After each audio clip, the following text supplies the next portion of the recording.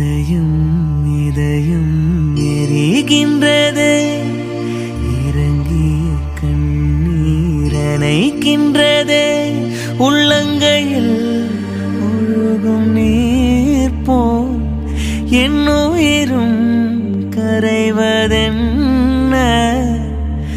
இருவரும் ஒரு முறை காண்போமா, இல்லை நீ மட்டும் என் உடல் காண்பாயா?